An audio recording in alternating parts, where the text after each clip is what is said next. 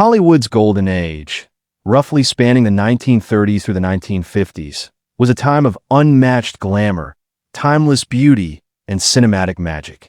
The silver screen flickered with the faces of women who seemed almost too perfect to be real. They wore diamonds under studio lights, signed autographs with gloved hands, and smiled for cameras with a practiced grace that made the whole world fall in love with them. But step behind the velvet curtain, and a very different story begins to unfold. Because for every dazzling performance captured on film, there was a dressing room argument, a co-star reduced to tears, a director storming off set, or a crew member too afraid to speak up. Fame, in Hollywood's golden years, was a pressure cooker, and not everyone handled it with grace. Some of these legendary actresses, worshipped by millions, were secretly feared by the very people who worked alongside them every single day. Today, we are pulling back that curtain completely. We're counting down the 20 most cruel, difficult, and controversial actresses from Hollywood's golden age. Women whose brilliance on screen was sometimes matched only by their ferocity off it. Some of these names will shock you. Others won't surprise you at all. But every single story is worth telling, because the truth behind Hollywood's golden glow is far more interesting than the fantasy it sold to the world. Let's get into it. We begin our list with Clara Bow, the original it girl of Hollywood. In the late 1920s, nobody burned brighter than Clara. She was electric, spontaneous, and utterly magnetic on screen, the kind of actress audiences couldn't take their eyes off. Her 1927 film Wings made her an overnight sensation, and for a brief, dazzling moment, she was the most famous woman in America.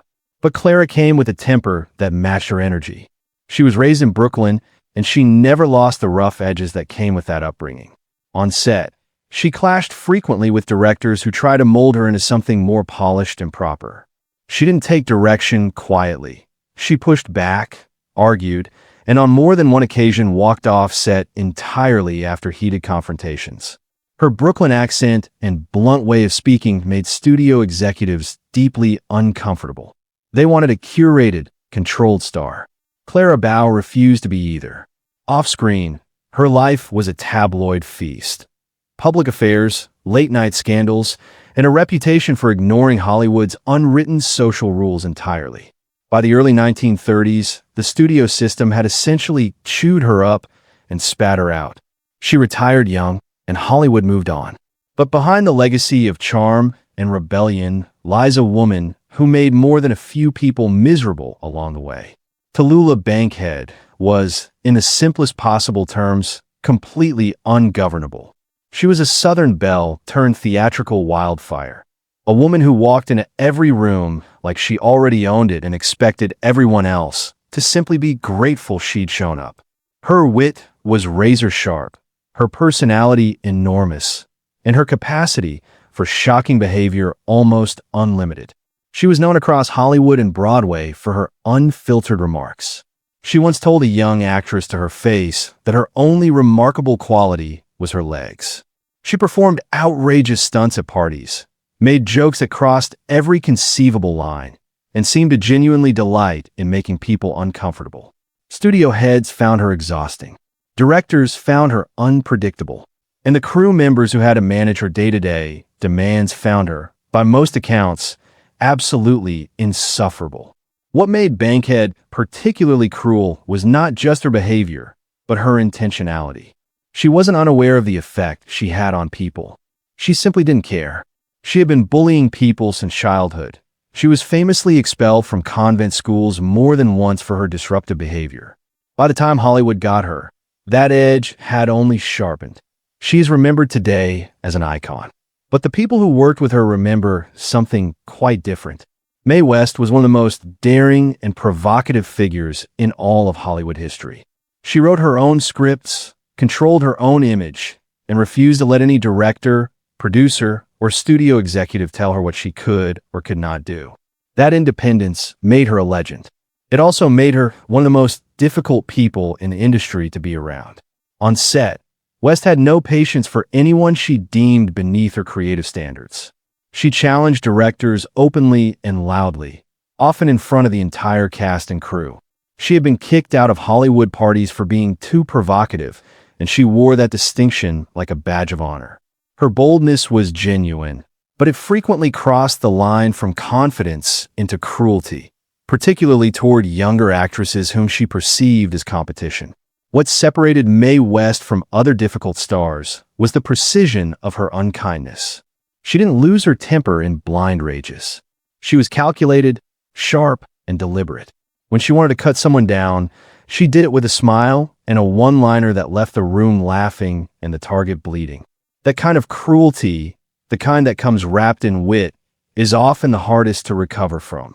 Ginger Rogers is remembered almost exclusively for her grace, beauty, and legendary dance partnership with Fred Astaire. The image of the two of them gliding across a ballroom floor is one of the most enduring in all of cinema. But behind that image was a woman who had serious steel in her spine, and who was not above using it against the people around her. Rogers fought hard for equal pay and equal recognition in an era when women in Hollywood were largely expected to be decorative and compliant. That fighting spirit was admirable, but it also made her genuinely difficult to work with, particularly when she felt she wasn't getting the respect she deserved. She pushed back against directors aggressively, clashed with studio executives repeatedly, and developed a reputation for being cold and demanding on set. Some of her coworkers described her as dismissive and unkind toward those she considered beneath her station. She was famously competitive, and that competitiveness sometimes manifested as outright hostility. There's a difference between standing up for yourself and cutting others down to elevate yourself. And Ginger Rogers, by many accounts, sometimes crossed that line. Rita Hayworth was once called the most beautiful woman in the world, and nobody who saw her on screen would have argued. She was luminous, talented, and compelling in a way that transcended ordinary stardom. But the pressure of being Rita Hayworth, of maintaining that impossible image while battling serious personal and mental health struggles, made her increasingly difficult to work with as the years went on. Directors frequently complained about her lack of punctuality and her difficulty maintaining focus during filming.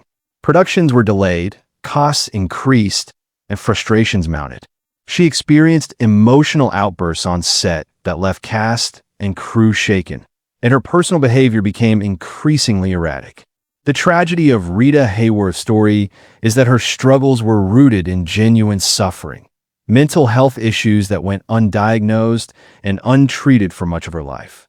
But suffering, however real and legitimate, does not erase the impact a person's behavior has on others. Many who worked with her bore the cost of her difficulties without any acknowledgement or recognition. Loretta Young presented the most pristine, polished, and morally upright image in all of Hollywood. She was known for her devout Catholic faith, her impeccable manners, and her reputation as one of the industry's great ladies. She even ran a so-called swear jar on her sets, finding crew members who used profanity in her presence. It all sounds rather charming, until you hear from the people who actually worked with her. Behind the grace and the glamour was a woman whose perfectionism had curdled into something far less pleasant. Young was demanding to a degree that bordered on tyrannical. She was deeply involved in every aspect of her productions: wardrobe, lighting, script revisions, scene setups, and she did not respond well when things deviated from her vision. She clashed repeatedly with directors and fellow actors, and her dissatisfaction with other people's work was rarely expressed diplomatically. The gap between Loretta Young's public image and the private reality of working with her was, by many accounts, vast and jarring.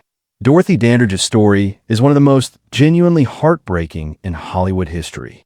She made history as the first African-American woman nominated for the Academy Award for Best Actress, and she did so in an industry that was openly, systematically hostile to her very presence. The cruelty she experienced at the hands of Hollywood was immeasurable. The racism, the limited opportunities, the constant undermining of her talent and dignity. But Dandridge's response to that environment, shaped by trauma and survival instinct, sometimes manifested in ways that were difficult for the people around her. She became guarded, cold, and deeply selective in her interactions. She was perceived by many colleagues as aloof and unfriendly. though context matters enormously here. A black woman navigating a viciously racist industry had very different reasons for building walls than her white contemporaries did. Her personal life, two failed marriages, financial collapse, mental health struggles, compounded everything. She became more withdrawn and difficult as time went on. Her story is less one of cruelty and more one of a woman shaped and broken by circumstances almost entirely beyond her control. Vivien Leigh was one of the greatest actresses who ever lived. Her performance as Scarlett O'Hara in Gone with the Wind remains one of cinema's most iconic achievements, and her work in A Streetcar Named Desire confirmed her as an artist of extraordinary depth. But Vivien Leigh also suffered from severe, undiagnosed bipolar disorder at a time when mental illness was almost entirely misunderstood. Her episodes on set were frightening and unpredictable. Colleagues described sudden and dramatic mood shifts, emotional outbursts, long periods of erratic behavior, and a cruelty that seemed to emerge from nowhere and disappear just as quickly. She was known to lash out at co-stars and crew members during her episodes in ways that were genuinely hurtful and destabilizing to entire productions. Her marriage to Laurence Olivier, one of the great love stories of the era, was repeatedly fractured by the toll her condition took on both of them. Vivien Leigh was not a cruel woman by nature, but the disease she carried made her capable of cruelty, and those who bore the brunt of her episodes rarely forgot it. Gloria Swanson was Hollywood royalty long before the term had been invented. In the 1920s, she earned the equivalent of millions in today's money, lived in palaces, wore extraordinary gowns, and demanded and received a level of deference that most monarchs would have envied. She was not, in any conventional sense, an easy person. Swanson's reputation for controlling behavior on set was legendary. She demanded authority over every element of her films and treated those who failed to meet her standards with open contempt. When sound arrived and her career began its decline, her difficulty intensified. Her famous declaration that silent film actresses had faces that talking pictures couldn't match was emblematic of a woman who responded to change with bitterness and superiority rather than adaptation.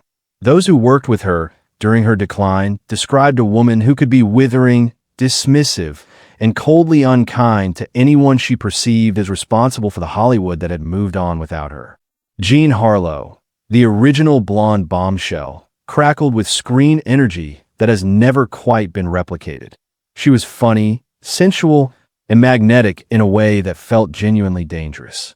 She was also known to have a temper that could fill an entire soundstage.